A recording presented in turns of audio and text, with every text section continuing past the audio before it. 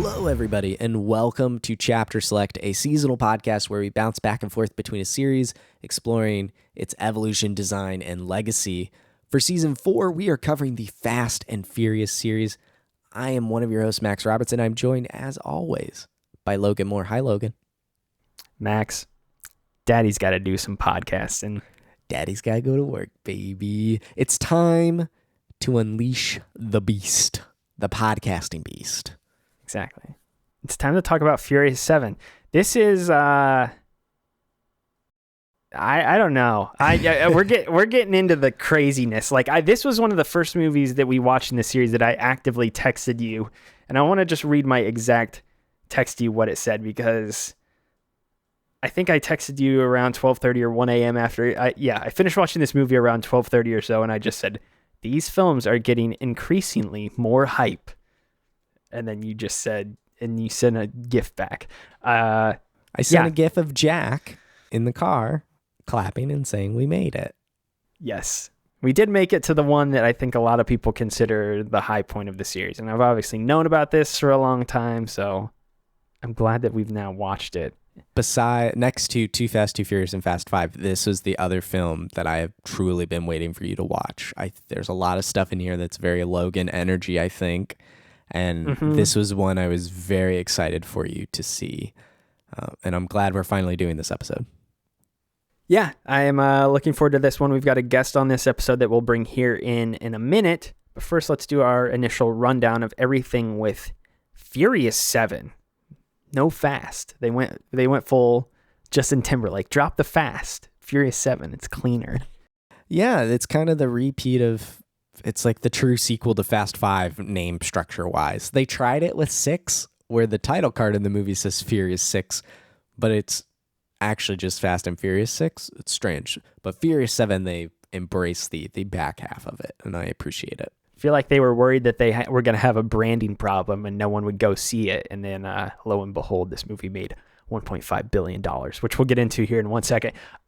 This movie launched on April 3rd, 2015. It was directed by James Wan. We mentioned last time around that Justin Lin's trilogy of Fast and Furious, Fast 5, and Fast and Furious 6 were the end point for the franchise for him, at least for that moment. He obviously comes back later on, but James Wan of later Aquaman fame came in.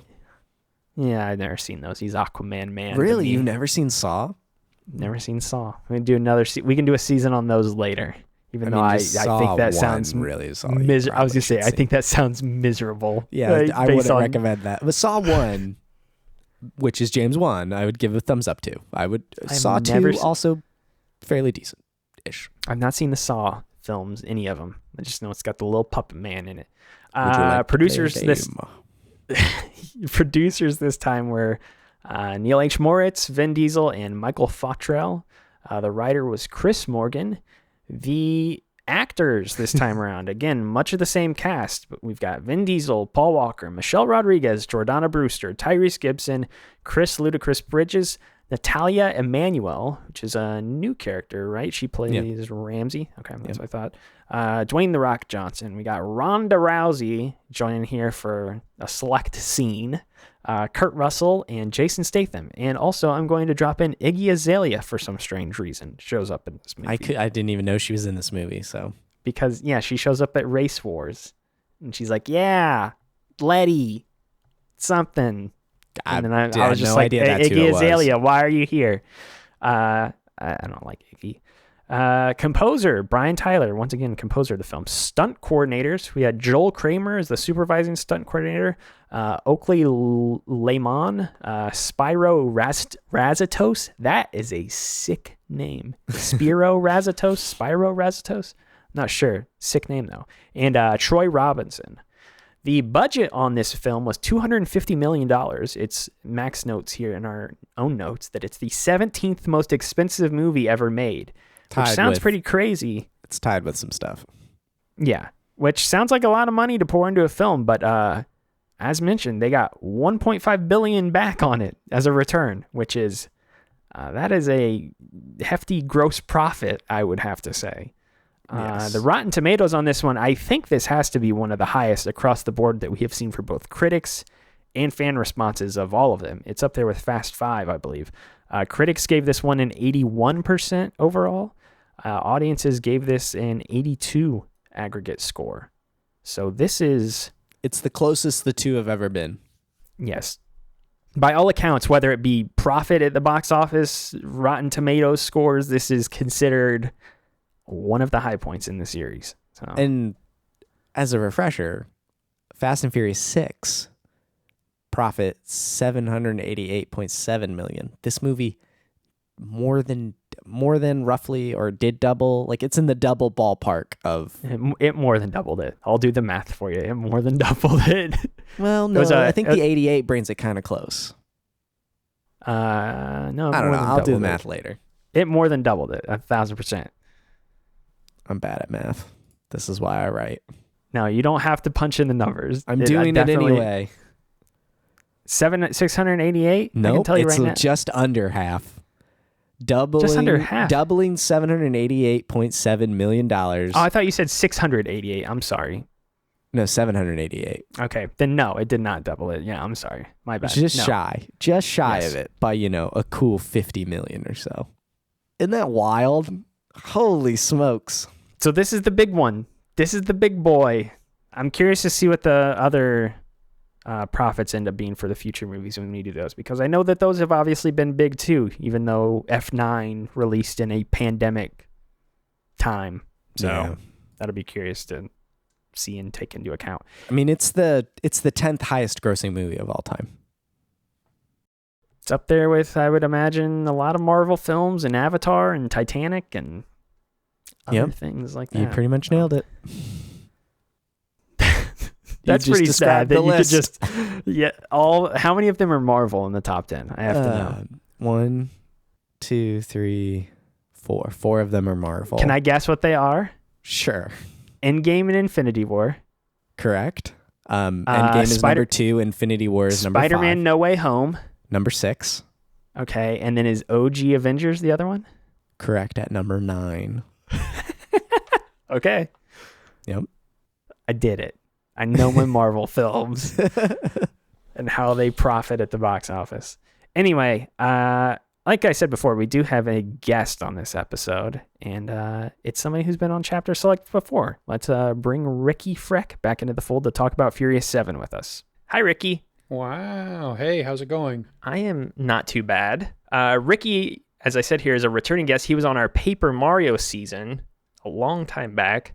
I can tell the gears are spinning in Max's head right now, so he's trying to figure out if we've had anybody on twice. I don't think we have, though. Ricky's the first repeat. The only other possibility would have been Mike, but Mike has not been on twice yet. Mike's not been on a gamer episode. He's only been on a film episode here with us. This is true. As someone that podcasts with him every few weeks, he's not much of a gamer. So it makes sense. Yeah. No, sounds about right. He's watching his CW shows, which we've told him he needs to stop doing. So he almost has me started. I've never told him to stop watching the CW. So don't. I tried to have an intervention for him, and I don't think it worked. But Ricky, you're joining us because you said you would do literally any of these with us, and 7 was the one that you just said that you would do when I said, well, choose one if you're going to choose one. And you said, I guess I'll do 7 because I feel like that's a good one to talk about. So let's talk about Furious 7. What a film. What are your, we'll start with Ricky. What are your general thoughts and feelings on this entry in the franchise? And also, I guess, talk about your own touchstones to the whole franchise and how you got into it and stuff like that. Give us your own history overall. Sure. So I'm much older than you two. I'm reminded of that every time I listen to one of these podcasts and you're like, oh yeah, blah, blah, blah. This happened. I was 8. And I'm like, I was 14. I was going to say my tales of being in 2nd or 3rd grade when the original movie came out. I'm sure that makes you feel very young. Yeah. So when the first one came out, we didn't have cable for the longest time. So my dad would just buy us movies and then I'd watch them over and over again. So in my heavy rotation was like the first 3 Star Wars movies, The Rock, Armageddon, Snake Eyes, and then The Fast and the Furious was also within that rotation. So I've probably watched the first movie, I don't all the way through, but at least started and watched the first hour while I was going to sleep, probably 100 times, if not more. I love it. So I've been a big fan of the series for a long time. Saw this one in theaters by myself. I think I have the right count. This was the 15th time I've seen it. So wow. Yeah, I will say in watching it again twice for this that I have on my last notes. I don't know if this is too far into my feelings on the movie, but I said maybe one of my top 5 movies ever made. Okay. So it can be in that echelon pretty easy. You're in agreement that this is one of your favorite movies ever, Max? I've said before, Fast 5 is my favorite Fast and Furious movie, and I think a lot of it has to do with the safe. I just think that then. This, though, is second favorite, top, this movie is awesome. You could put this on. Yeah. It's another one that you can just put on, and I will sit and watch it. If it's on, I'm there. Anytime, any place. This is... Removing the Paul stuff, this movie just has the set pieces again are just on another level. Those meetings have to be bonkers, but the set pieces, Deckard and what he'll go on to be, but in this movie he's super great. And then just the family, it's so good. We've elevated again to just super spy superheroes, and it's just bonkers. This movie is bonkers, and I'm ride or die anytime with this one. So for myself, obviously, again, have never seen this movie. I mean, I knew, again, there's things I know about all these movies. 6 was the one I was probably most blind on, honestly. Really? Okay. 6 and Too Fast, and sure. Yeah, Too Fast and 6 were probably the two I was most blind on, and Fast and Furious, I guess. This one, though, I mean, you can't. I was more cognizant of this because obviously Paul Walker's dead. So even as an outsider, I was kind of paying a little bit more attention to this movie. I think that's true for a lot of casual fans or even casual moviegoers. So I had seen the ending scene before out of curiosity and things like that. I had watched in the past. I had never seen the movie though. And so now that we're watching them all through here this time, this movie has found a way to up the ridiculousness to a level that even coming off the 6 that I was not expecting with this one. They go full just stupid in this one. But at the same time, and so I think the movie's very fun. It's a great watch. I was audibly laughing throughout the entire film. It's a borderline just a comedy series at this point for me. But I also wrote down this. This is kind of, I think, my purest... And I don't mean this in a bad way because I think they handle the Paul Walker stuff. That's separate, and we'll talk about that later. But I wrote down for the movie itself, this feels like the first movie in the series that has become somewhat formulaic. It's almost self-aware that it's now this massive blockbuster franchise and is just focused on hitting all the big notes while also trying to make callbacks to the previous movies to make it feel like it's part of the same series. The movie feels too self-aware of what it is at this point. And I don't mean that as a bad thing because, again, it makes for fun. It's a great watch. It's enjoyable. But this small, grounded nature of the family and stuff like that, I feel like it's not necessarily getting lost, but it just feels like this has now become this massive corporate product that is being put out for the masses to consume and enjoy. And that doesn't take away from the enjoyment of it, but this is the first one that felt Hollywood-ified more than any of the others that we've watched. It's interesting that you say that 7 movies in. Yes. I feel like Justin Lin helped keep the other ones not grounded, but more personal. Reined in? Okay. I don't know. And James Wan does a lot of cool things, and I think his directorial style in this movie is great. And it's there's some buck wild, just visual aspects of this movie that we can get into. And so I don't feel like it's bland from like a cinematography perspective or how he's shooting the movie or anything like that. It's just, formulaic is a good word. Like this movie feels like it was like when they came together and decided to make this movie. They were like, all right, we want to do this scene where it's this. What are the story segments like? Like, this movie doesn't feel like a script that somebody sat down and wrote, like, I'm going to write a movie script. It feels like it was an amalgamation of hundreds of people sitting together in a room and saying, let's come up with these 5 action sequences, and then we can build everything else around it, and the story can try to flow in and out of these sequences. Like, it feels stitched together in that way. Like, there's a lot of people's hands now on this product and trying to make this. This is in some way the toughest one to stitch in because it comes right after Tokyo Drift, right? So they had to bring that stuff back into a movie to make it make sense. So I don't think you're wrong, but it is maybe tougher to make a script that's as personable because you're bringing in stuff from, when did Tokyo Drift come out? 2004? 06? I think 06. Yeah. So I don't know. I agree. I think you're right. I'm just saying, yes, this is very much like the 9th season of Friends, where they have become almost caricatures of themselves. But yeah, I don't know. And again, it's still highly entertaining. It's still a very fun watch. I would rewatch the movie now and have a good time with it. It feels like there's a lot of hands on this thing now. A lot of cooks in the kitchen.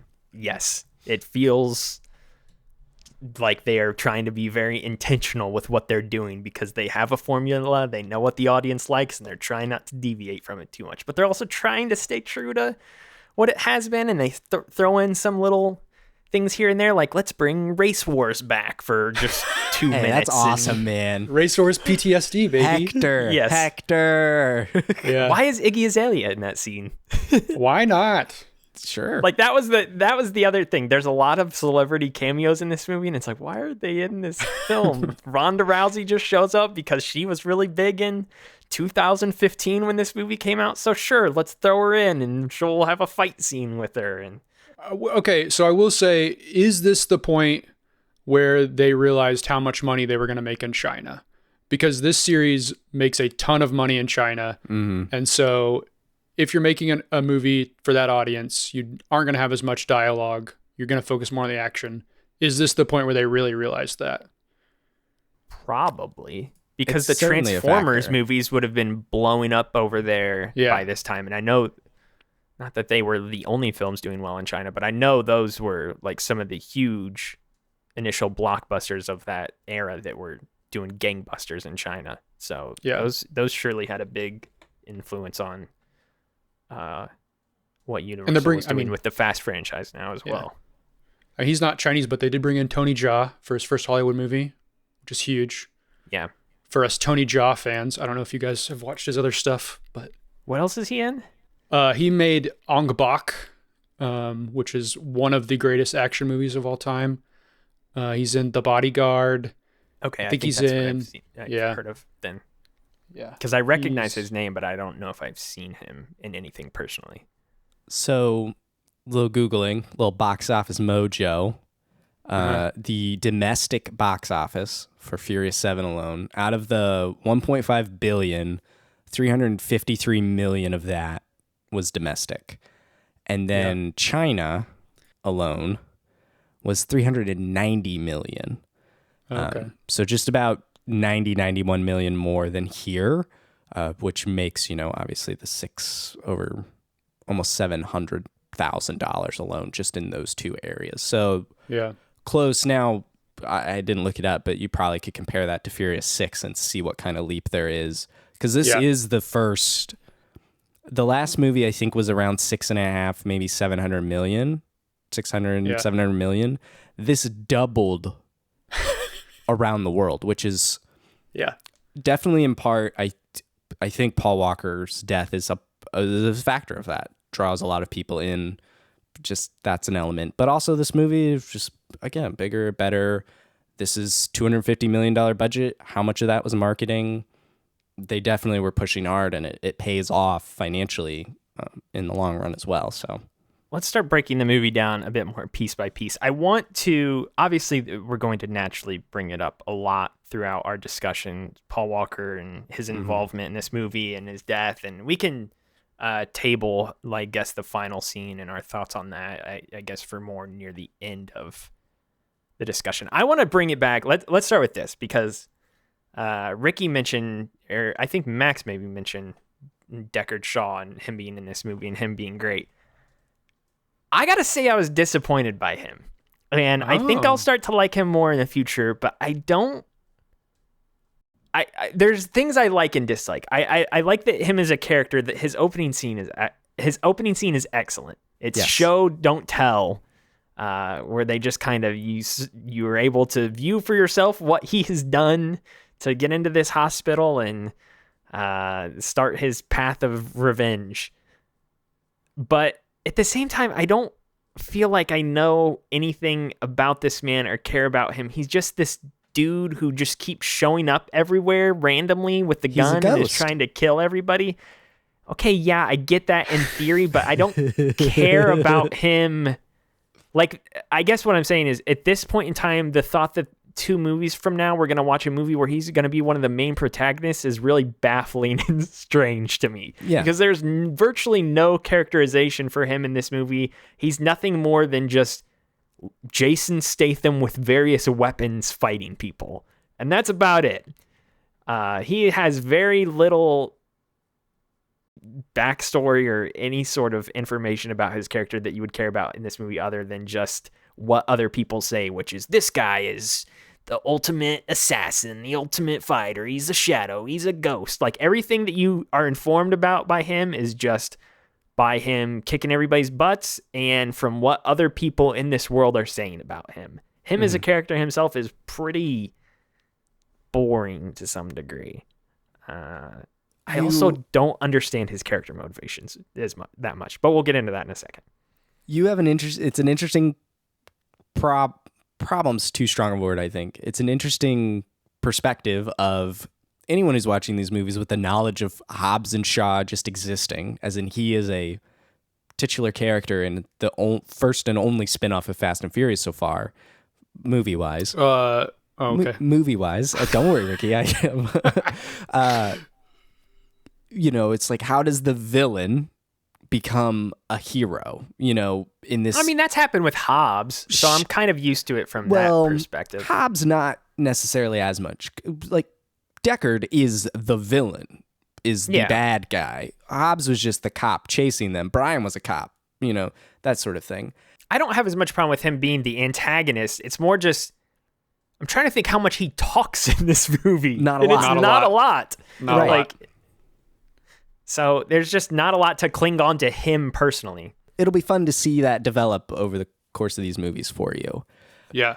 The reason he can just show up anywhere is because he is a shadow. Like, that's the only written justification for him just showing up in Abu Dhabi or being in some plant somewhere or just appearing at the funeral. Like, he just can. And so this gives him carte blanche superpowers to just be this awesome ex-military guy. Which is fun. It's fun that he just keeps showing up everywhere. It's, again, that's one of the goofier elements of the movie, but it does make it fun that he's just, now I'm here in my car and I'm racing down the highway, and now I'm here in this party and I got a grenade launcher. It's totally outlandish and silly. The one thing I did want to throw out there that I just thought was so strange is his core motivation. I don't know why they establish at the start of the movie that Owen is still alive, because at the end of 6, it's kind of assumed that he's dead, and then this movie, I mean, you see he's messed up, but he's alive and he's in a hospital bed. I guess my point is, I've never seen somebody so bloodthirsty and out for vengeance against a group of people. I get that they hurt his brother, but his brother's not dead. Like, it's I don't know. I feel like but I feel like I guess what I'm saying is, they could have just killed Owen, and then his character motivations, I guess, would have made a little bit more sense. He's really pissed off for somebody whose brother is not even dead. Like, he's in a hospital bed and he's not doing well. But I don't know. Just, they should have killed Owen. It was implied that Owen was dead. Just have him show up and start the movie in front of a cemetery that's got his headstone on it or something, and then go from there. Man, stuff to talk about. I was going to say, I assume Owen will show back up for something, which is... Yeah. If you've learned anything, Logan, no one is really dead until you got a confirmed body. The one thing about Deckard, as the villain in this motivation, that I noticed this time around or picked up on was he's the first villain in the series up to this date who is like a villain. His motivations are tied to family. Everyone else so far has been drug lords or international terrorists. This one is a family-motivated plot, which aligns with what our heroes are always fighting for, family. So it's interesting to finally see family twisted in a way that is for the bad guy and be the drive against our heroes. Yeah. He's the shadow Vin Diesel. Yeah. He's skinnier Vin Diesel. He's still bald, though. Yep. He uses guns a little bit more, but that's about it. Yeah, I mean, I'm curious to see how his character develops. And obviously, I know there's going to be a lot of other things that happen. That's the other thing I want to mention, though. Owen not dying brings up points from, I know you haven't listened to our episode yet, Ricky, at the moment we're talking about this, but we had a big talk with Mario in the last movie about Giselle's strange death, where she just slips into the dark void and is presumed dead. Yeah. So how does she die when she's like 5 feet off the ground and falls backward off the car, but Owen gets chucked out of an airplane and he's alive and is... Again, that just makes our whole discussion about Giselle's death that much more valid. Yes. And I mean, as far as I know, she is not returned in any of the other movies. I know you said no one's ever really dead until they are really dead. To my knowledge, she is not back, but maybe I'm wrong. She has bigger movies to go star in, you know? She had to become Wonder Woman. I will say, fun fact I learned watching behind the scenes stuff this time, there's a deleted scene with Giselle. Is it really? There is. I saw her in the opening credits of the movie, and I'm like, is there going to be a flashback or something in this? And then all there was the little picture of her. Yeah. But there's a deleted scene with her. There's a couple of deleted scenes with Letty, like trying to find out who she was. I think these were the parts of the movies that they cut when she leaves and goes, I got to figure out who I am. But she goes to this hospital or clinic where she was brought after the explosion in Fast and Furious. And Giselle was the one that brought her to the clinic. And so there's like Letty on the table looking up as Giselle is bringing her into this clinic. So Gal Gadot is in this movie, but they deleted these scenes where she's learning about herself. So I was surprised. I had never heard that she had shot anything for this movie. So that was kind of a fun tidbit. Yeah, I didn't know that either. We've talked about Deckard and kind of his character motivations, and that puts a lot of the other story beats into play. Let's just run through the story in a general sense, and kind of like we've been doing with the past couple episodes, Max, maybe go through some of these different characters and their own arcs within this movie. I don't know if there's a lot to touch on this time around with, like Tej and Tyrese, and they have settled into their roles. Yeah, they're kind of there as good side characters this time around, and that's what they are. But Vin's arc is very straightforward, then he just wants to fight this man, and I don't know if there's even a whole lot we can say there. Dom's become pretty one note. He is very much the meme at this point, which is just family. Like he is, that's Dom's character at this point in time. He does not have a whole lot else going. Like, gotta protect my family, gotta fight for my family, the power of family. Don't turn your back on family. I mean, that's just. He really didn't feel like he had much going on with his character in this movie, which is fine. He's still an enjoyable front and center protagonist in this movie. He's got the same motivation he did in Fast and Furious when Letty died, quotes around it. A person killed a family member and I must now kill them is his whole motivation. And this time it's just someone cooler than a mysterious drug lord. Oh, I thought you meant Han is cooler than Letty. I mean, that's true. True. Is it? Yeah, I would say Han is cooler than Letty. I do gotta say, my hottest take of the series is that Han's just aight. He's okay. Oh. Doesn't mean he's bad. He's just aight. If we're going down the food chain, it's like Brian and Dom above everybody, and then it's like really? Brian? And then Hobbs is up there. Yeah, I like Brian. Hobbs? Yeah. What is wrong with you? He gets a chain gun in this movie that he pulls from a drone. It's pretty cool. Yeah, I mean, he breaks out of a he cast and says, "Daddy's got to go to work." Sir, someone just double tapped our drone. He gives Jason Statham the rock bottom through a table. That was cool. Yeah.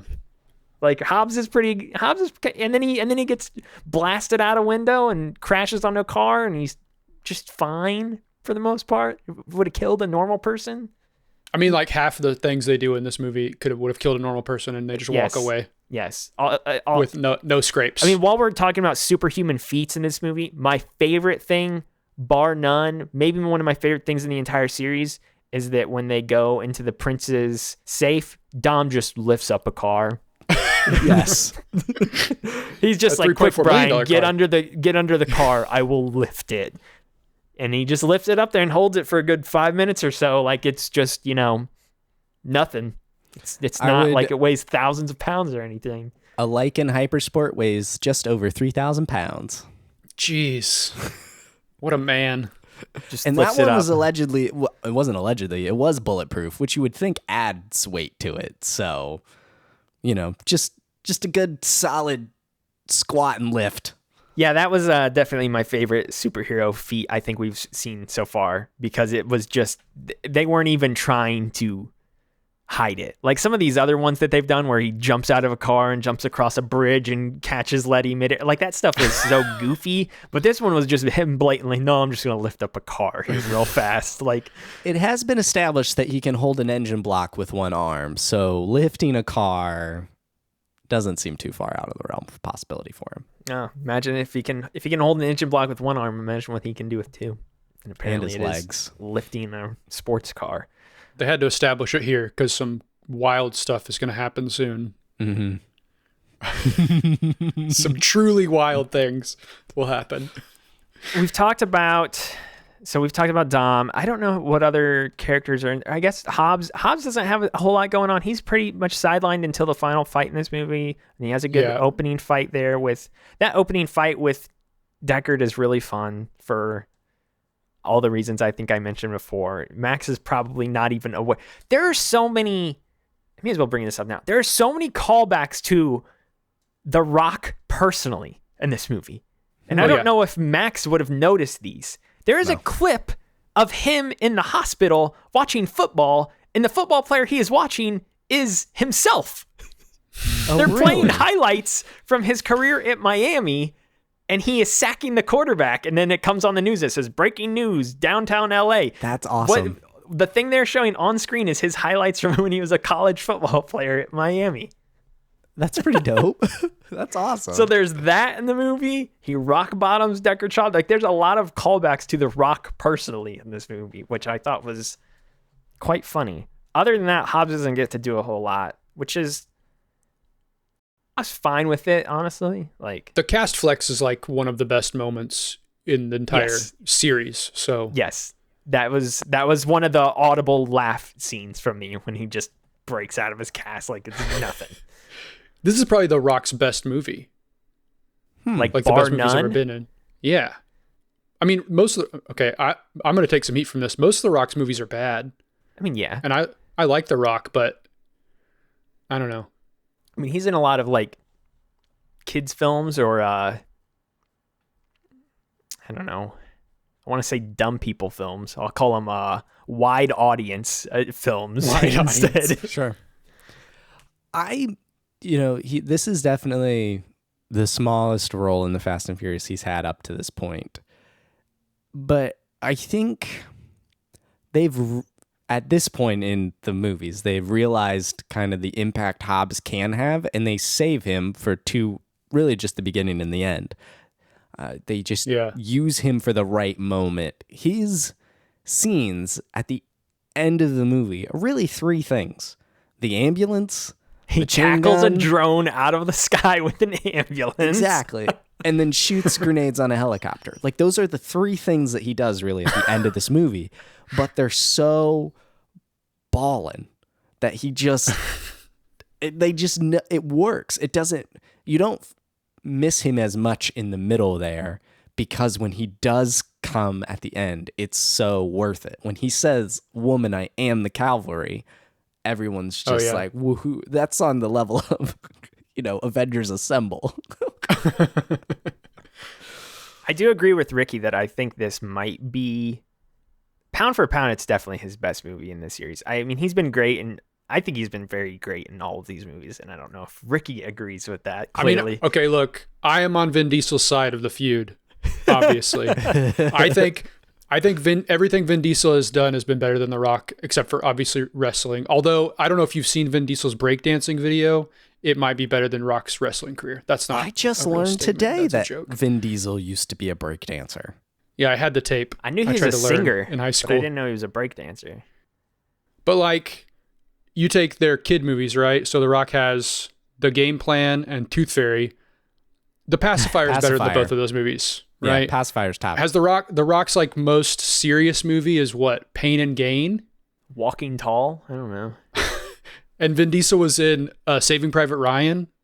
I just think he's a better actor. He's an Iron Giant. Yeah, the only thing The Rock has on him is he's more jacked. And he's been WWE World Heavyweight Champion. But, okay, who cares? Been a while. And he's going to mainline WrestleMania next year, probably.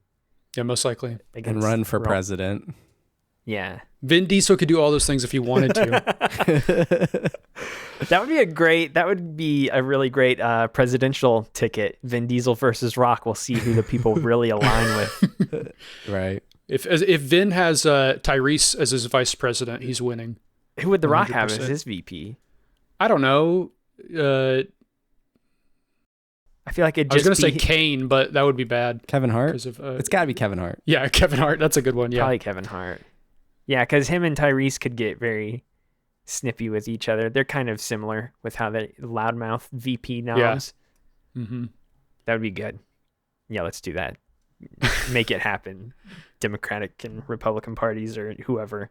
I guess they'd both be independent. We could get to finally dissolve the two-party system within the United States.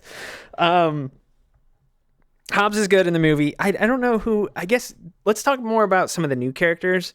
Ramsey gets involved in this movie, as I knew as Game of Thrones lady. I Sunday. forget her name. Yeah, I was like, oh, it's her. Game of Thrones lady's in this. And I always liked her in that show. I didn't know she was in these movies. So cool. I don't know. I assume she's in all the other ones too. She's now part of the family. So I'm curious to see how her role will grow in the future movies. I do think she's got good chemistry right off the bat with Roman and Tej, which is... I mean, how could you not? Good. How could you not have good chemistry with Tyrese? Yes. She's got great chemistry with them. I assume she will continue to buddy around with them. And I don't have a whole lot to say about her. Her character is very... I mean, everything associated with God's Eye, again, is just so insane. Like, I'm not trying to... I obviously realize that these movies are... I'm not trying to take them even remotely serious, but it is just goofy. It is so silly. They could have found Osama bin Laden in like an hour. Come on. Yes, that's a great line. Do you want to talk about this God's Eye part of the plot? Yeah, here? We can. Yeah, because for sure. I think watching it this time, I think that and what is the other villain's name? Like Moses or something? Jaconde. That guy. Right? Okay. He's got such a cool intro. It just goes slow-mo for no reason, and he gets out of a car. James Wan's like, we need slow-mo effect right here when this man gets out of his car. Now. And that's, it's cool, it's great, but him being like this beeline storyline plot villain, like, I don't know, I don't like that, but since Deckard is such a shadow that just appears wherever, it feels like we needed one more thing to motivate them to get God's Eye and Mr. Nobody to chase. He feels like the one addition that's too much. If Deckard maybe had taken a more prominent villain role, we wouldn't even have needed him at all. And it could have just been trying to get God's Eye for the government. That felt a bit too packed for me. Him flying around in the helicopter just shouting, shoot the drone, take the shot. Yeah, I I didn't really care for him this time around. It felt like the weakest part of this movie for me, at least. I don't know how you two felt about it. I do think some of that is, so we kind of talked about it a little bit earlier, how they kind of try to have they have like the family, the good guys, and then they have, and not that Deckard is a good guy, but like, they're going to try to set him up as Hobbs, right? As the next guy to come in. And so they don't want him to be completely bad. So they have to have another bad person.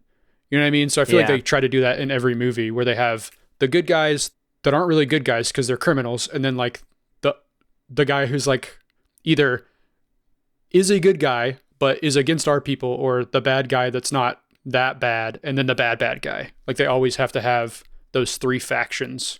And I don't know if it works as well this time. We're evil. Yeah. Yeah, by the end of the movie, you're more concerned about the helicopter and the drones that's flying around and blowing everything up more than you are about the lightsaber fight that's taking place on top of the parking garage between Vin and Jason Statham.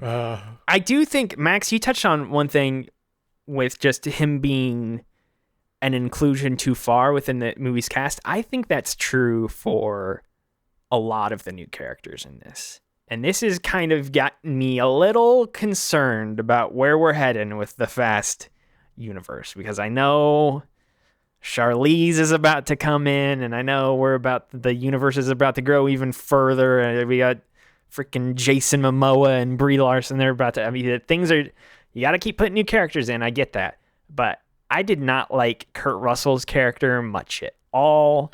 I did not Mr. like Nobody? I'm hurt. He's okay. I just don't. He just kind of shows up. Okay, I'll say this: if he showed up and was like a real character, his whole "I'm a nobody. I'm just a guy in a suit, and I got an army and $1 bajillion, and I'm a secret agent man, and Vin Diesel family, come help me." I'm like, what the heck is this? It's so That's the best goofy. part. His charisma is so captivating.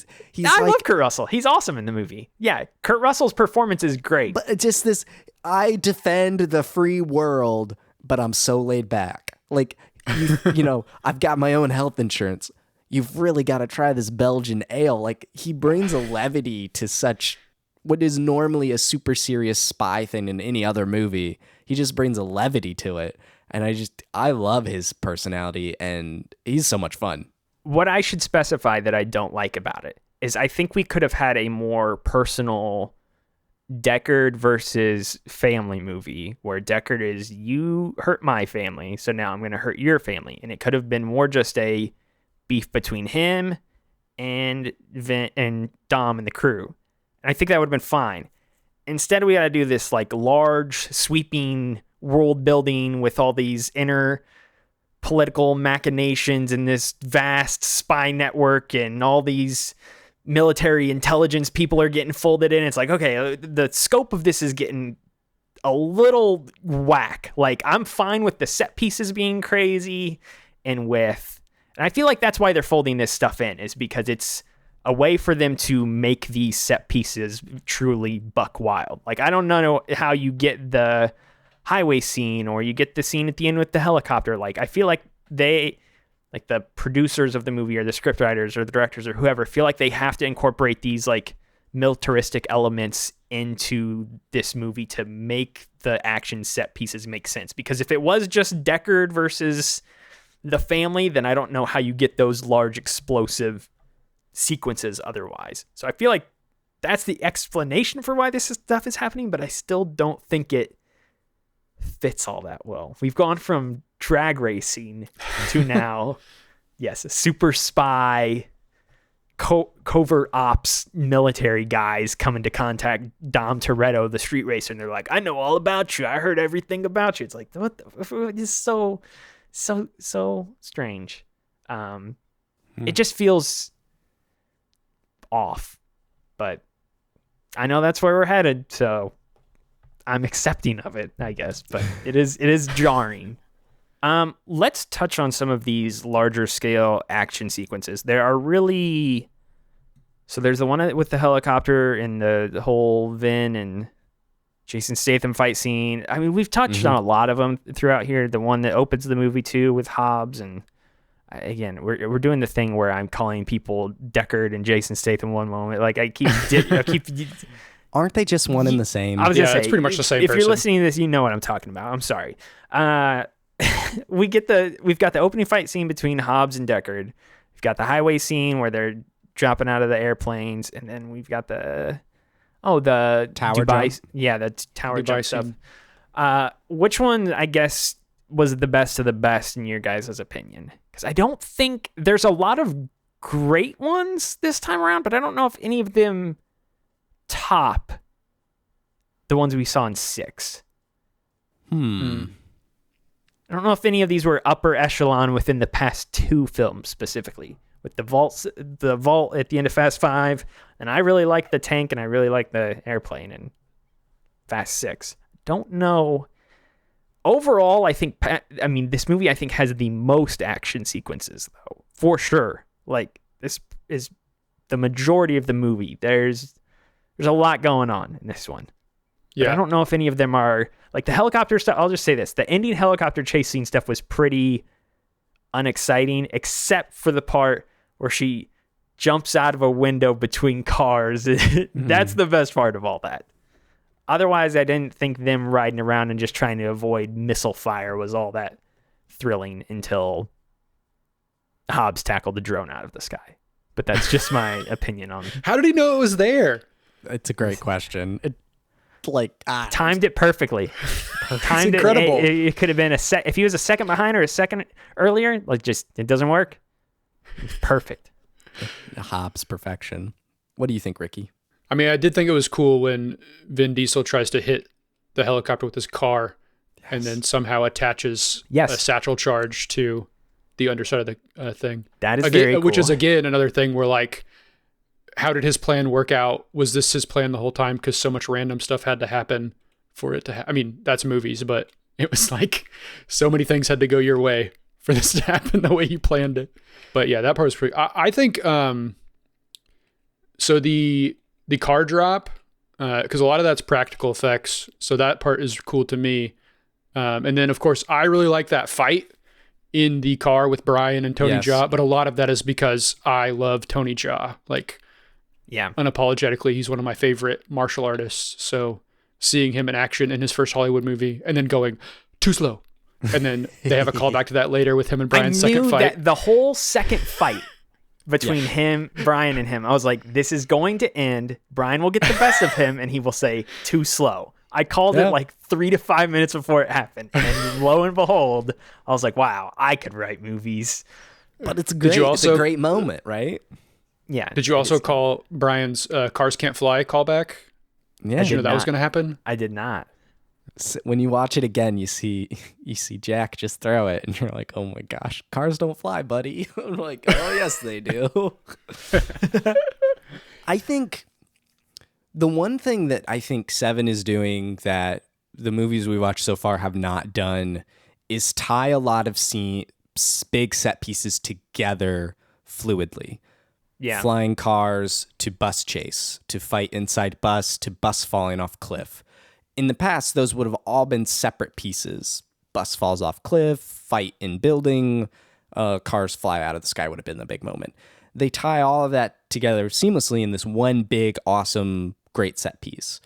The tower jump probably is the most isolated, but it's kind of like the little dash of a heist that previous movies have had where we do a full-blown Even that heist. one's got a lot of different parts, though. I know the tower jump sequence is the big moment, but it's got great car. It's got Roman being funny and being his normal usual like his role in that. He's like, what am I supposed to do? And they're like, just be yourself. And he's like, okay.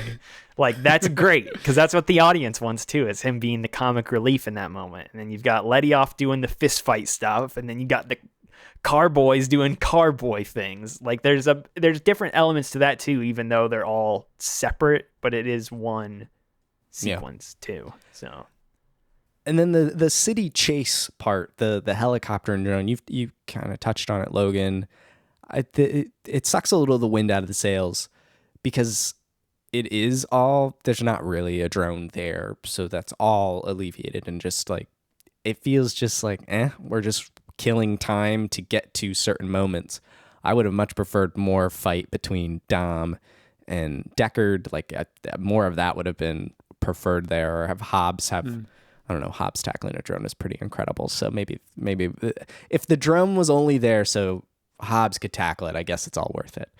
But I do feel like that whole set piece loses a touch of reality that the rest of have. Well, what Roman and Tej and Letty and them are doing in that scene is just kind of uninteresting. Yeah, it's just them trying to keep away. Like that's all they're.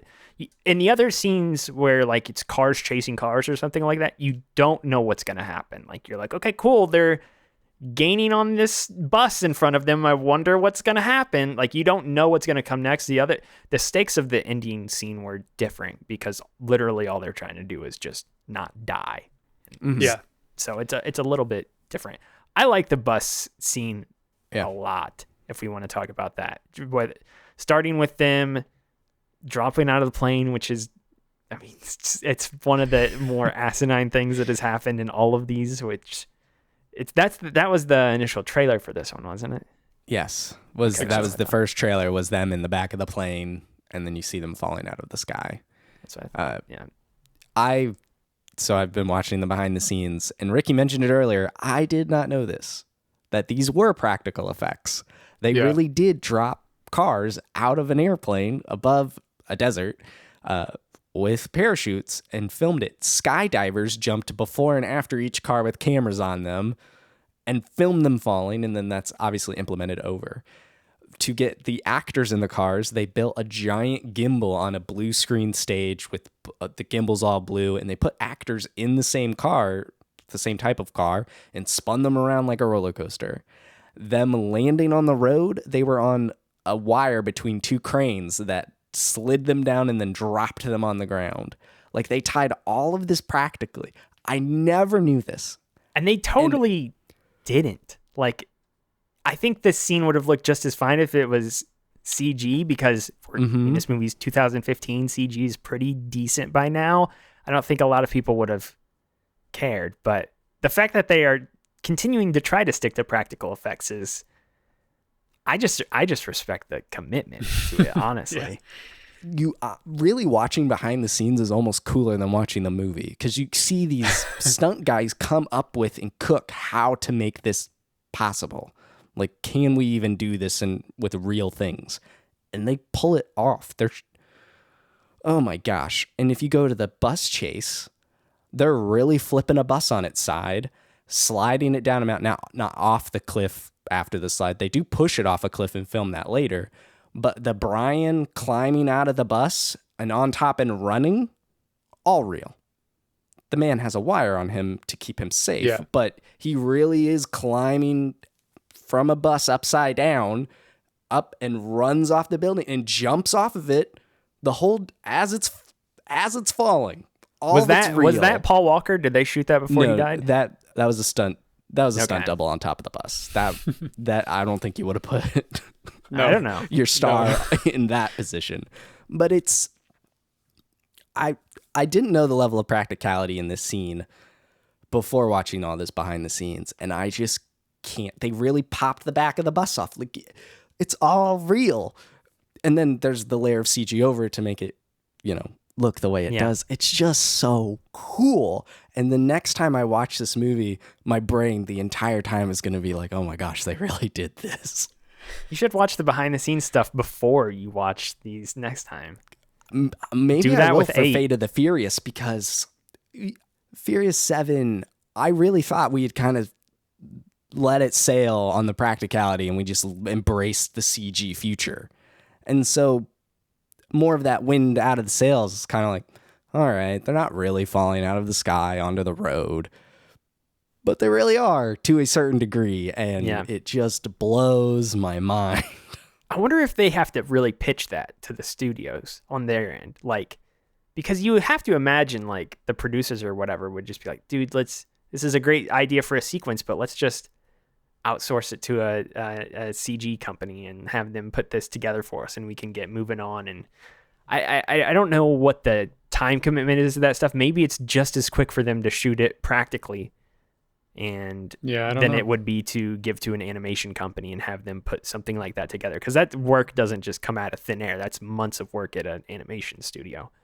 But I do wonder what those conversations are like behind the scenes when they're deciding what should be practical and what should be CG.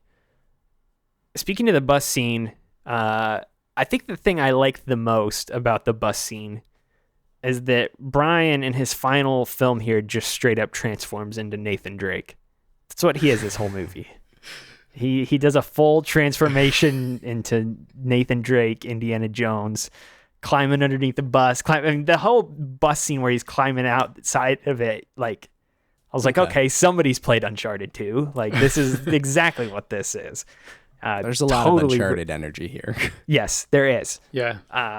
And they totally make Brian feel that he's totally that character in this, which I loved. And again, we'll talk about it in a second, but I would have been very interested to see his growth in the other movies because they wrote him out in this movie and they did so in a way that I think makes sense. But I do wonder he would have obviously kept coming back in the other ones.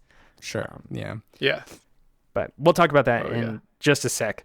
I do have to say the one ending point of the bus scene, we don't have to talk about this a long time, but why does Dom drive off a cliff when it's established that he's in a bulletproof car and he could probably just blast through him and take off? He's like, no, my plan is I will drive off a cliff. This is better than me driving through bullets, which is already established. I can just kind of take shots on my car and I'll be okay. And I just didn't understand why he chose to drive off a cliff other than for my own personal enjoyment of going, whoa, a car drove off a cliff. Like, there was nothing that made any sense about it. But it was fun to watch a car tumble down a cliff. Yeah. You're not wrong, but they were like, oh, that went to plan. It's a good thing we made that car, baby. So, but I mean, I don't know. He just drives off a cliff and then he's totally fine. It's just weird how, that's another thing where it's like, why was this your plan? And also, how did you know you were going to be at this point on a cliff that you need to drive off of it? Yes. But I guess that's just I figured movies. He just wanted the hybrid demon car, just in a general love sense. Child between that. I mean, who wouldn't? And that. Yeah. I figured he just wanted it for the purposes of having it. I didn't think he was thinking ahead of, I'm going to drive off a cliff. It'll be good for me to have this.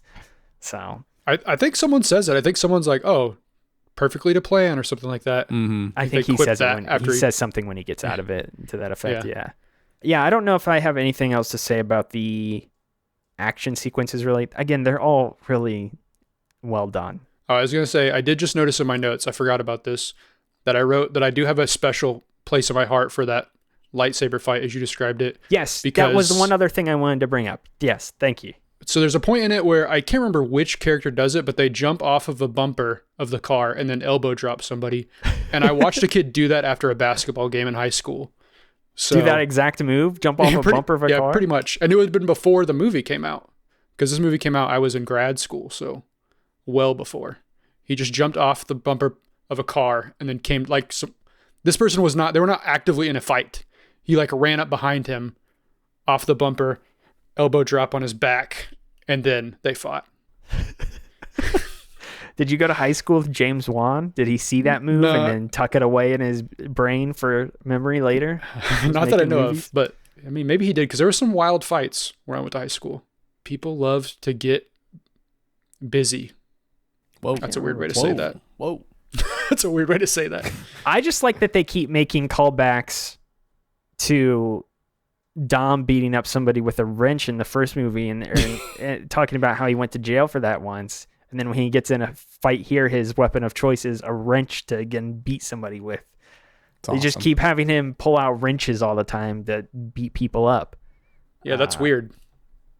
One other thing that we did not mention before, this is not an action sequence, but I did want to touch on Tokyo as well. I just wrote down, I wanted to make sure and ask you, what did you think about seeing Sean again? Jarring. This man looks old.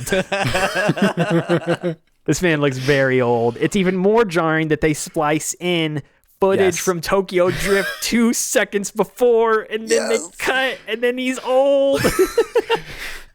They do the best they can, obviously, right? They do, but I don't know suddenly if they, wrinkles. I don't know if they needed to splice in the Tokyo Drift footage. They did. It's clear that they were trying to tell the audience, hey, this is where we are in the timeline now. Like, that's why they did it, but boy howdy did it make Sean's actual appearance that much more strange 2 seconds later. I mean, Ricky, you saw this in theaters when it came out, right? Right. Were you as hyped as I was just seeing Tokyo Drift back on the big screen, even just for a little bit? Of course. Oh yeah. my gosh. I mean, that's the best one. I mean, this is the best movie, but that's my favorite one, if that makes sense. Yeah. Oh my gosh, I was losing my mind. Just the fact that they acknowledged it. It was just... Yes. Yeah. It's like, yes, we know this movie exists. Thank you. And that they tie it back in. It's cool. It's really cool how they do it. Him going there. Yeah. They do that thing, Logan, that we like narratively, where they don't show us the race because we already know how it's going to go down. Yes. There's those lines Dom's of gonna like, win. Yeah, and it's like Han, he's like, I didn't know Han was into American Muscle. He was when he was rolling with me. Like, there's just these great lines of just, That's what I love when they do these callbacks and it works so well. It is jarring to see him older. And he's not in it a lot either. No, it's a quick so scene. It's not a huge It's just what you wanted. It's like just the right level of fan service. I would like more Lucas Black in anything. So. Oh my gosh. I was thinking we were going to get Bow Wow showing up too. I was thinking Twinkie might show up. There was one more thing about the story that I wanted to mention was the one-liners. I think this movie has the best one-liners across the board. From Hobbs, Dom. There's just so many good lines in this movie. From Daddy's Gotta Go to Work, Woman, I Am the Cavalry, You Just Earned Yourself a Dance with the Devil, Boy. Those were all Hobbs quotes. But Logan, there's one line in this movie that I've been dying for you to hear in its context. You may have seen it online or whatever. Is it the family one? No. The street fight line. You thought this was going to be a street fight, and then he shoots his shotgun in the air, grabs these wrenches, and then says that, in so many words, that he is right. But then, after the helicopter shoots the parking garage, and it's cracking its way over to them, the thing about street fights, the street always wins. And then he stomps on the ground. And Deckard is swallowed whole. Probably my favorite line in Fast and Furious history. Just the street fight. The street always wins. I don't know what other lines you guys like, but this movie, I think the too slow line. I think this movie is packed, and they all work. All the one-liners I obviously pick up on are the ones from the dumb family memes. So Dom saying, I don't have friends, I got family. I'm like, the meme. There it is. Like, I always pick up on those just because I've seen those in front of my eyes so many times before I've watched any of these. You guys have seen these more, so I can obviously not recite the one-liners to you back. Daddy's Gotta Go to Work is the one that I do remember, and it was the best because it's followed up by him breaking out of a cast, which is just hilarious. So, yeah, I'm pulled up IMDb. Even the softer ones. The why didn't you tell me we were married? You can't tell someone they love you. Like, that gets you right there. I'm like, yes, she's very good, Dom. I did even obviously she's not a very good actor, but even Ronda Rousey's one line was not bad. Oh, I was You're so not that bored. Charming. Oh, I guess she has more than one line. The one where she speaks Arabic? No. There's the part where Letty goes, would you believe I knocked him out with my charm? And she goes, you're not that charming. And then some extra words. But there's also that part, it's not really a quip, I guess, but I do have it written down where I think it's when Missandei, I was trying to think of her real name and I can't remember it, and then I couldn't remember her name in the movie. Ramsey. Ramsey. Where she wakes up from after falling down the mountain, and Brian goes, did you hit your head? Oh, do you have a concussion? Yeah, do you have a concussion? It's like, what is wrong with you? Dom saying time to unleash the beast. and then drives a car out of a building. Come on. That one before was that, very he's good. like, you can't keep a beast in a cage. Yeah, like his face during that whole scene is awesome. I think the one-liners, they've really honed it in this movie. It's so good. We need to talk about Paul Walker, but there is one other character that we did not bring up that I have to bring up, and it's Letty. Letty is the one other person we have not talked about, and I feel like we have to because they did the one thing in this movie that I did not want them to do, which is, I suddenly remember everything. That was the one aspect I knew you were going to be upset Fast about Six this. that I liked. I liked that they did not have her memory magically come back to her in that movie, and it kind of, they folded her back into the family, and she was part of the family again, but it was a new version of herself, and she was, going to try to, these were her friends and her family or whatever, and she was going to stick with them even though she didn't remember the previous times they had together, but that didn't bother her, and they were going to still start fresh from there. I like that. And then in this movie, she's, I can't remember anything. It's now driving me nuts. And then she magically remembers everything. Her arc sucks. It's terrible in this movie. I did not like it. I don't know if you guys have anything to say about that, but I just had to get that off my chest because they undid it all. I knew you were going to have a problem with it. And then the deleted scenes that I watched, 2 of them involved Letty, like going back trying to find out who she was. So I do think part of that story got cut. I liked the race war thing because that was just Dom trying to get her to remember, and then she's having like Ricky said, PTSD at race wars, punches Hector. But her memory, he laughs about it. Yeah, her memory coming back at Dom's fake death was like, this is the kiss the princess and they wake up, right? That's the kind of moment. It's not CPR saves his life. It's love and family. So that's the overarching cheesiness of it all. I'm a softie, I suppose. I like that they refer back to Fast and Furious and they reveal to us all that they secretly got married that night, which once again goes back to Fast and Furious and kind of retroactively adds some texture there. Not that it's like surprising or anything. Of course, Dom and Letty were always together, married or not. But I like her gaining it back. And like I said, I like his line to her that you can't tell somebody they love you. I think that, that's nice or whatever. She was falling in love with him, memories or not anyway. It was clear they were spending time together. But they do the magic trick of my memory is back. Yay. That's what I did not like, is that it was already establishing that they were becoming closer to one another again, even though Dom remembered everything that she didn't, but that wasn't preventing her from getting close to him and liking him again. Like, I like that dynamic. It was good. It was like she was falling for him again, even though she did not remember everything. And I don't know. Like, we talked with the Fast Six conversation about how it was so cliched for the plot of that movie to be somebody has amnesia and they can't remember anything. And the ultimate cliche to top off that cliched plot arc is to then have the person magically gain all their memories back. And they didn't do that, which is why I thought Fast Six was good. They just saved it for another movie later, which is bad. Let's talk about Paul Walker dying. And being a CGI man for some of this film as well. Have a little more respect. Which is an aspect of it. I'm being respectful. I'm talking about the things I want to talk about with just how his death affected this movie and then his inevitable send-off there at the end. Because I'm talking about him being a CGI man. I'm bringing that up because I think they did well in this movie.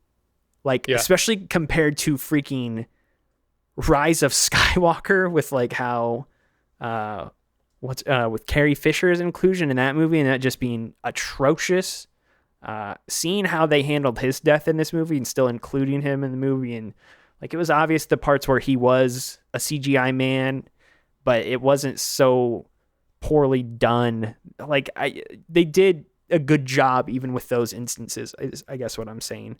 And they tried to smartly film around it. Like, it was obvious which scenes he was actually in and which ones he was not, because he was always like out of the shot of the larger group's dynamic. Like, he's in the scene somewhere, but the camera's not focused on him. intentionally. And so you knew what scenes he was actually in and which ones he wasn't, but it wasn't distracting or anything like that. And that was my fear coming into this, knowing that he died halfway through production, is that it would be very awkward, very heavy-handed. And I think really the way that they handled his entire involvement with the film and finishing the film, even though he died halfway through, was really well done. And then the send-off is its own larger talking point we can have, but even that was great. Like, I was really impressed with just the whole movie. Yeah, I mean, look, I am not like the biggest Paul Walker fan. Like I said before, Brian's definitely not my favorite character or anything.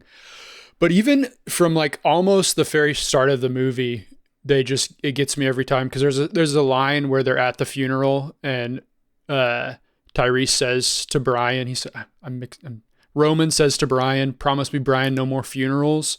Like, even from that moment, I'm like, oh my gosh, like filming this. I think part of it is like thinking about having to do that, having to go film a movie that after your friend died, you know, and like, cause these people are friends except for The Rock and Vin Diesel, I guess.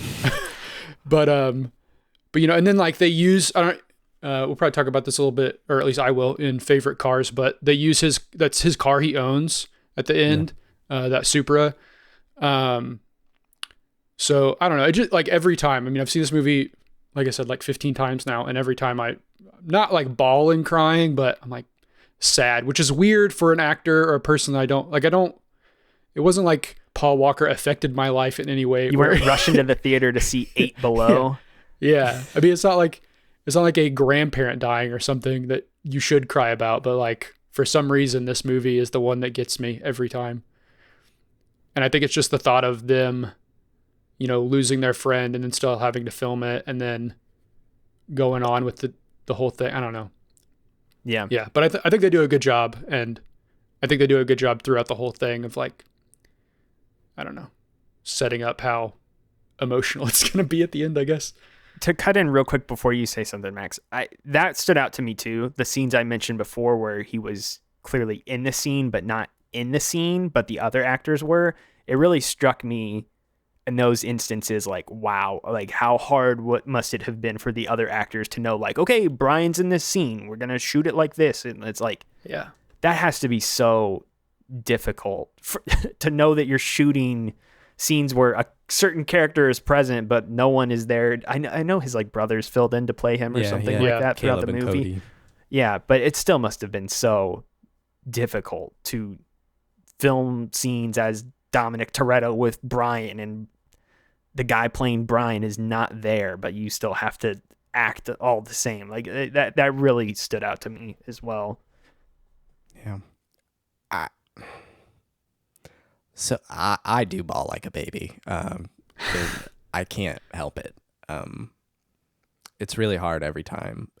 We said this last time, Logan. They established Brian becoming a family man in 6, and that helps this tremendously. Yeah.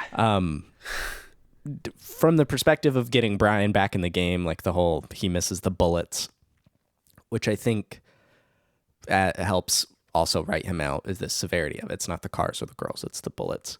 And then having another kid, I don't know if the kid was written originally, like Mia was pregnant. That was my question too, if Mia was going to have another kid, or if that was something they added later to even further push him out. It's possible. I'm getting ready to have a girl. They have a girl. So this time around, I'm a wreck again. And the phone call between Mia and him, again, I feel like that was originally part of the script because they already were tying in the whole, I don't know. It feels like it was originally a part of it, not written later. But that always gets me to the don't say it like that, you know, kiss Jack for me. So, and that's already right before the finale, where then they really punch in the gut with the beach and the driving off. And then I'm a mess. And so this time around, again, the whole dad thing just hit a little harder. But the one thing that I've always said when talking with friends and stuff about it, when it came out to today, is the closing monologue isn't Dom talking to Brian. It's Vin Diesel talking to Paul. Yeah. And you can hear it. And it it gets me. And, we'll talk about it, I think, in the soundtrack, but the See You Again, having those artists come in, when you hear Wiz Khalifa and is the other guy like Charlie Puth or something? Yeah. When you hear that, you're like, how can this be? Whatever. They're the big pop and rap stars or whatever. But I think that song really hits super hard, and having them drive the way it kills me every time. I think they really wrote him out with grace and respected him and his legacy in this franchise. And going on from here on out, obviously there are other movies, but they're never quite the same without him. Even if maybe you're not the biggest fan of him, like Ricky has said earlier, like his character. Oh, okay. I was gonna say I don't dislike Paul Walker. Yeah, he's just his not character of Brian. Yeah. Ricky's come to this podcast to disparage the Walker estate. I don't dislike Brian. He's just not my favorite. He's right. He's like the everyman, And to me, the everyman is often the most boring person. Yeah, they're not bad. He's no Han Solo. You know what I mean? Sure. Well, Max, you and I had talked about previously, like he has very much been Fast and Furious more than Vin has been up until this point. Like because he's in Too Fast, and I know Vin has his little cameo at the end of Tokyo Drift, but Brian has been the main character that all these movies have largely kind of hinged around to some degree up until them writing him out here. Yeah. The montage at the end has Too Fast, Too Furious shots in it. It's kind of it's in the same vein as the montage at the start of 6, but that's everyone in the first 5 movies at that point. And this is just Paul in all of the movies he's in. And they do a really, I think, a fantastic job honoring him and doing this for him. And for James Wan, for this to be his one and only movie, but to be the movie to direct it. I was going to say, talk about tough. He had tough shoes to fill coming in for Justin Lin, and then one of your main actors dies halfway through production. And then, hats off to him, dude, for coming in. And the movie's fun and it's great in its own right, but then you have to juggle all those other things in the midst of it. It's really impressive. Yeah. I have to say, I just don't like the song that much. I think Charlie Puth's parts are very good. Dude, I don't like Wiz Khalifa. Every time I hear this song, I'm like, man, this is really hitting me. And then Wiz Khalifa comes in and starts rapping. I'm like, oh, you took me right out of it. Interesting. I don't like Wiz Khalifa's parts. I just don't like how his cadence as he raps. If that makes sense. Similar to how you dislike Tyler, the Creator, and his cadence and how he sounds. I just don't. Wiz Khalifa's a mumble rapper. I don't think he's very, he's monotone. He's got like no emotion in his voice, really. He's just kind of, yeah. And my rap education, Wiz Khalifa was a part of that when I started getting into rap at like 17, 18 years old. So I'm I've been groomed to like his music. Yeah. So it works for me. I'm curious for you, Logan. Obviously, this song was a massive success. It was on the radio. It was everywhere. I've heard this song a bajillion times. Yes. So I'm curious how that, if it had any impact for you at the end there. Ricky and I saw it originally in the context of the film. So every time I hear this song, I think of Paul in the end of this movie, and it really hits home. Yeah, that's not how it is for me, unfortunately. Right. I mentioned this before, but I'd obviously watched the final scene before out of curiosity, even just as a casual moviegoer who knew what was going on with this movie. I was like, I want to see. I've never watched any of these movies, but I know he's a big part of these. I'm kind of curious to see how they wrote him out and what his whole tribute there at the end was. So I had seen this before, but it was separate from the 2.5 hours that precedes the final scene. And then, the song just really... The song to me is, it's that one annoying song that played on the radio all the dang time. I really don't hate the song. I think all the Charlie Puth's parts are very good and it's well sung and it's a well put together song. I just think when you're trying to create a song, I don't know, making a song that's supposed to have a deep, meaningful sort of impact about death and life, and then you bring in a mumble rapper. I don't know. It just doesn't work for me, I guess. And that's not to say rappers can't rap about serious things or have emotional songs or things that resonate with people emotionally. I mean, Lord knows there's half a dozen Kendrick songs that I could rattle off right now that have an impact on me emotionally to some degree. But yeah, I don't know. I associate this with the song that would not stop playing on the summer of 2015 on the radio, back when I used to listen to the radio more often. So yeah. Apparently See You Again combining sales and track equivalent streams. Oh, it's one of the biggest songs of all time, I think. It's like 20.9 million units according to IFPI. It was the best-selling song of 2015 worldwide. So yeah, take that, Logan. Yeah. This is good. This is good stuff, Logan. You're wrong. I mean, we can look it up here. I'm curious to see how many streams it has, like on Spotify. It's got 1.4 billion streams. Holy smokes. And that's just Spotify. I mean, we mentioned on our other podcast that we do, Max's monthly music mission recently, that we were all astounded by, in the end, having like 1.3 or 1.2 billion listens on Spotify. This is almost at 1.5. So yeah, it's a very big song. Yeah, I think overall I am concerned with seeing what the Fast franchise is going to be without Paul Walker, but I am glad with how they ended things for him.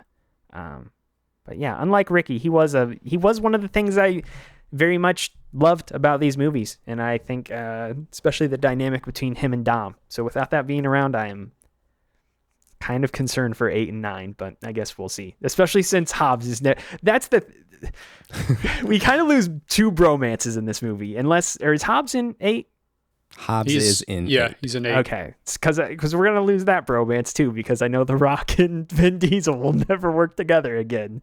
So that's gonna dissolve itself outside the confines of these movies, and then obviously Paul Walker's death here. So by the time we get to 9, Vin Diesel's gonna be on an island with no bros around himself anymore, which is maybe why they're putting Jason Momoa in Fast X. I think we'll always have Tej and Roman. That's true, but I kind of consider them more Brian's boys. I don't know if that's just me, but that's what Too Fast has done to my brain. I'm like, oh, these are Brian's dudes. These aren't good. These are just some guys that Dom's puts up with, but those are Brian's boys. This means that my plan for Too Fast to stick with you has worked. This is very. It has worked. It has worked. Okay, let's talk about best car, and then we'll get to closing up here. What is the best car? Ricky, you go first. What do you think? I mean, as I mentioned, I think the Supra that is actually Paul Walker's Supra being in the movie is cool. Yeah. Personally, though, I'm a sucker for scissor doors. Which means that I like Brian's McLaren Spider that they're driving in Saudi Arabia.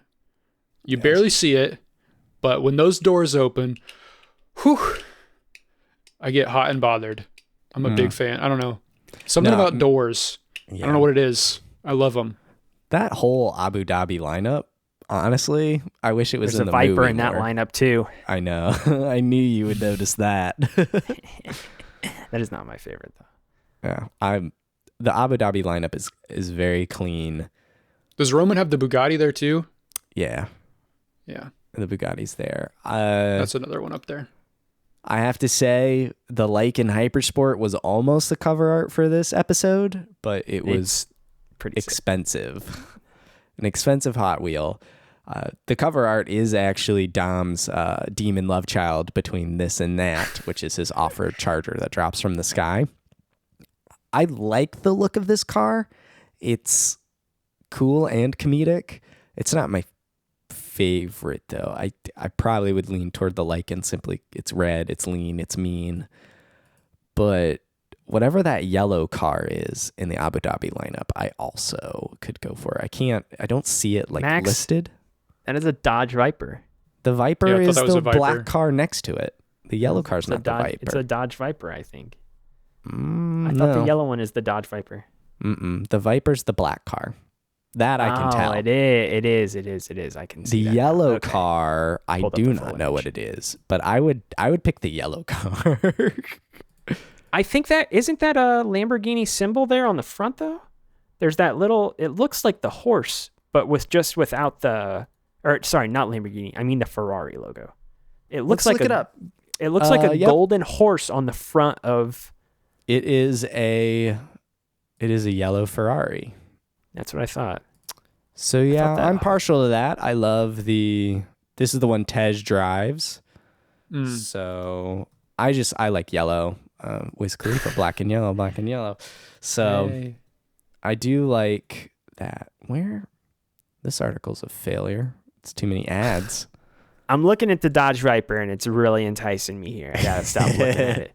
Max, you said the two that I was a big fan of, which I felt strange. I mean, if I'm gonna say a real car, I mean it's probably the Viper is my favorite real car in this. Lykan Hypersport, pretty sick though, and it's even sicker. Hypersport's a real car, it's just not one. I know, but like exists. it's like a super car. That's I'm talking like just real cars that make an appearance in this movie. I mean, not saying that Lykan's fake, but it's a CGI car jumping out of towers in this movie predominantly. Unless you're going to tell me they act. I was going to say, they practically jump between towers. They practically rebuilt the set of those towers and crashed through glass and windows. Yes. Also blowing my mind. Again, did they do it with a Lykan Hypersport? No, they made 10 replicas. No, they actually do drop it from a crane to the ground and film that. And they had stuntmen jump out of a car that was on a spinning. There's no way they used the real one. Oh, not the real one. No. Oh my gosh. No. Okay. It's like, that's a $3.4 million car. Hey, Universal, we got an expensive Lykan Hypersport to destroy. So I was surprised at that too, man. They just go really hard on the practicality. Yeah, I mean, I'll say the default answer and say the Lykan then. I mean, it is the most most predominant car that I think appears in this movie, the most eye-catching car, I guess we'll say. I mean, have you seen those doors on the McLaren? I do like those doors on the McLaren. I do agree with you. Those are pretty. I think the Lykan also has scissor doors. But the Lykan also has it because when they jump out of it, they throw them up and they shoot out. So is that what they're doing? I thought they were trying to like use wind resistance to slow it down, but it's possible. But eventually they do have to jump out. So yeah. Okay, well, cool. Those are the best cars. Before we go to Legacy, one quick thing. We touched on See You Again, but I did want to give a shout out to the rest of the soundtrack for this film because the whole soundtrack is pretty darn good, actually. Yeah. That's obviously the main song, but there's a lot of other good songs mixed in throughout this. And I was like, oh yeah, baby, taking me back to college years, 2015 with isn't there a Skrillex song mixed in this soundtrack, I believe? Flow Rida's in there. Juicy J, Wiz Khalifa. The T.I. song at the top is good when they're going into Race Wars. Yeah, the whole this was the first one in quite some time where I'm like, all right, baby, this soundtrack is bumping throughout the whole movie. First time since like Too Fast that this has been the case. Or I guess Tokyo Drift, the last one was good too. Yeah. Of the newer age Fast movies, this was kind of the first one that really hit me in that way. So yeah, I don't know if anybody else has anything to say about that, but not only just the soundtrack, but I think the score is really coming in its own. Brian Tyler, again, he's done most of these movies at this point, but the themes for these characters, I think, have started to really stick with the audience. Letty and Dom's theme, Brian's just like agent prep kind of music. Like when the team assembles, those types of themes and stuff really are starting to stand on their own, and the cues and stuff they're fully formed by this point, I think. So all around, very good soundtrack and score. Mm-hmm. Let's wrap it up. I feel like this one is a very obvious no-duh one, and maybe there's not a lot for us to even talk about in regard to the legacy for Furious 7. Paul Walker, I mean, that's it. Yeah. I don't know how much else there is to say. I mean, the other legacy is that it's a very good film and The Rock breaks out of a cast and then he tackles a drone. So it's weird because it does have this there's this serious level to this movie with everything surrounding Paul Walker and his death and his send-off, but then that's buried at the end of this movie that is just inherently so stupid. And so I've called this movie hilarious throughout this entire podcast. And even that dynamic at the very end, it's like almost a Yakuza. I was about to say, it's like the Yakuza of movies. It is like the Yakuza of films, yes. Where it's just this inherently very, very dumb thing that you're watching, and then it decides to get you in your feels there at the very last second. So, but it does a good job of balancing all of that. And I think, I don't know, like Paul Walker's death, anybody who's watching this movie, I'm going to imagine, knows that Paul Walker died in real life. And if they don't, then they definitely do by the end. Mm-hmm. So yes, Paul is the de facto legacy of this film. Outside of that, and for the Fast and Furious franchise on the whole, this is the movie where we get the quote unquote real Shaw. Like the Shaw brothers are in 6, but Deckard Shaw comes into his own here and has an impact on the franchise on the whole. Like I said earlier, the only spin-off film. He's a titular character in that, along with Hobbs. Like that is a huge factor going forward as far as his character and Jason Statham's performance and impact on this series. So that's another part of the legacy. And James Wan, his one and only. I mean, this is the first movie without Justin Lin in a very long time, and it does well. So it shows that Justin isn't the only director that can make a killer Fast and Furious movie. And Furious 7 is pound for pound a killer movie. Yeah. There's also several of the side characters get introduced who stay like part of the cast. Ramsey, through Mr. 9 Nobody. at least. Yeah. So there's definitely some like introduction of key characters that are going to become bigger deals. Unfortunately, no little nobody in this one yet, but you'll get there. Little nobody? It's a tease. Buckle up, buddy. Buckle up. I mean, that's what I keep getting told for all of these. Well, it's you true. ain't seen It's nothing true. yet. Every It's true time, until every you get single Hobbs like and Shaw. this movie is buck freaking wild, and every time I point out that it's crazy, everybody just says, "Oh well, you ain't seen nothing yet. You ain't seen nothing." I'm like, Well, I'm just saying, I just say have we buckle been- up. I'm not saying you ain't seen nothing yet. You've seen a lot, but just, get ready, brace yourself.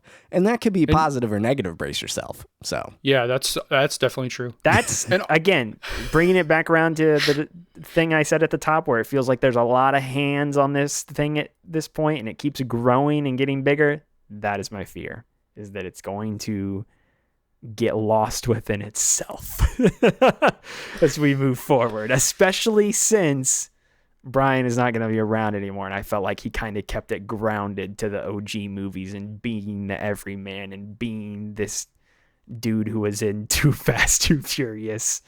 I am afraid that it's going to devolve into Vin Diesel's superhero 2.5-hour fun romp from here on out.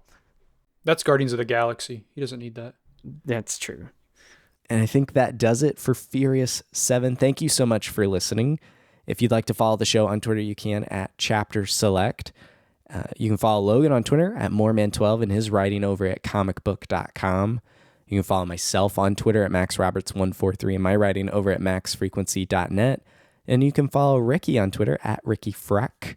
That's RICKYFRECH. And his writing over at GamePer.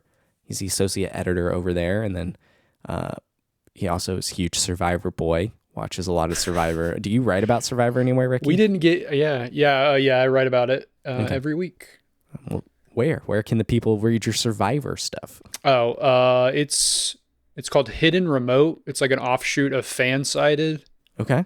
So There you go. over there. So I can't believe we made it through this whole podcast without me making a Survivor reference. Well, It's a big deal for me. look at that. Well, thank you all again for listening, and until next time, adios.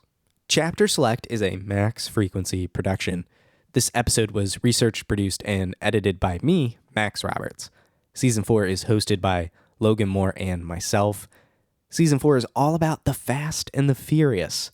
For more on this season, go to chapterselect.com/season 4. Follow the show at Chapter Select and check out previous seasons at chapterselect.com.